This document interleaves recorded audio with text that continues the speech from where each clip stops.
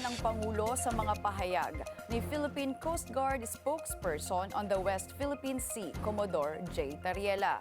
Nang matanong kasi ang palasyo, suportado ba ng Pangulo ang tila maaanghang na pahayag ng mga opisyal patungkol sa usapin ng West Philippine Sea?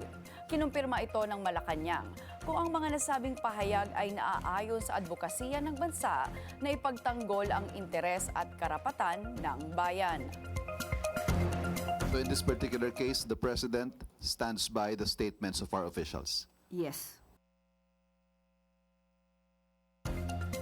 Sa kanyang latest statement, tinawag na abrasive ni Tariela ang Chinese Embassy dahil sa pahayag nito na tila walang alam sa international law at basic diplomatic norms ang ilang senador ng bansa.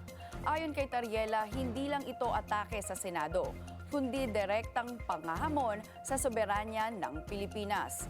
Naglabas na rin ng pahayag ang Department of Foreign Affairs at sinabing dapat professional at respectful ang batuhan ng argumento sa publiko.